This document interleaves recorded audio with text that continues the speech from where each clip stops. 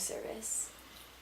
Well, let's see. We were in southwestern Wisconsin. I had to go to Fort Sheridan, I think it was in Chicago, and enlist there. And they sent me off to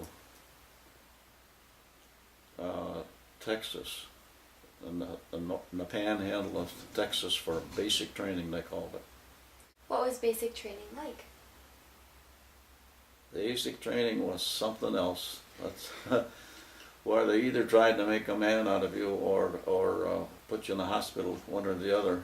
You know, a lot of physical exercise, a lot of drilling where you're marching up and down, things like that, and some book work. I mean, some school. But I had two guys up in the nose. One was a navigator, one was a bombardier, and then I was the first pilot on the left, and then there was a co-pilot on the right, and then there was a aircraft engineer stood on something and his head up in this turret, and he operated a gun turret.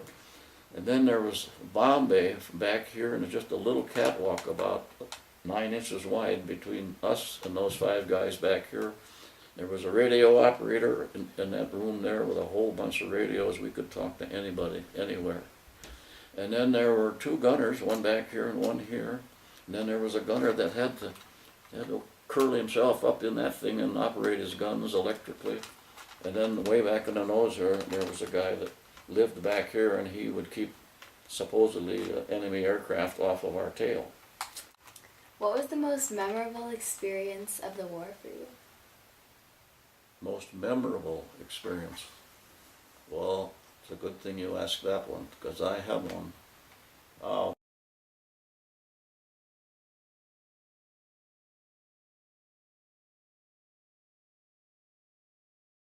All of a sudden, there was a big kerwham underneath us, and we almost got a direct hit from an anti-aircraft shell from the ground. Can you imagine a guy hitting an airplane 23,000 feet in the air from the ground? From that height, a bridge, for instance, looks like a silver thread.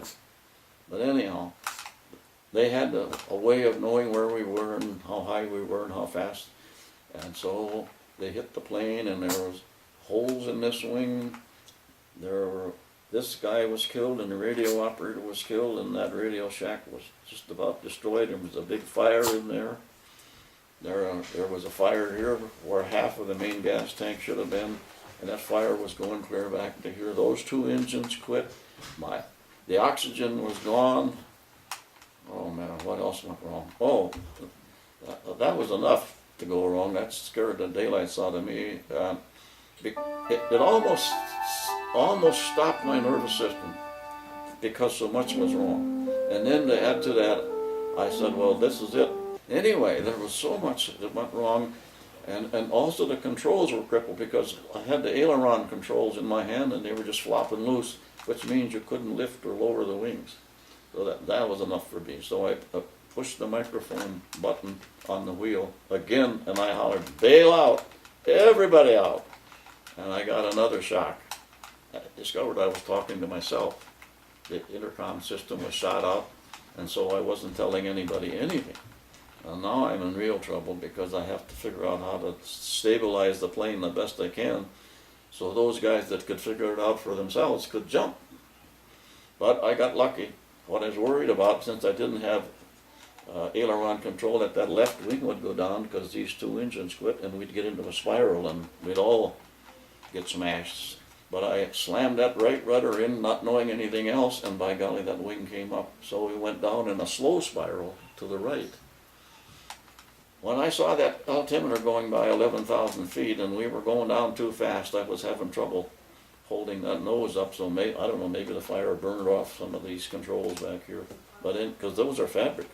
And the V-17, the controls are not aluminum, they're fabric. And they would burn quite easily. Anyway, I decided I had to get out of there and do something about that co-pilot because he was just sitting there numb. And so I released my right leg on that rudder and I pulled my seat belt off, and I didn't have to decide where I was going to go or what I was going to do with him, because all of a sudden it went boom and my ears stopped up and the plane blew up, and it opened up just like an eggshell right here, and it just gently tossed me out the top, and as soon as I realized I was out the top, I pulled my ripcord and it jerked me out, and my parachute opened up. No way I should have gotten out of there. We all came down together near a little town, and they picked us up all at once. And that took care of my most memorable experience right there. I was shaking like a leaf. Couldn't believe we all three got out of that thing.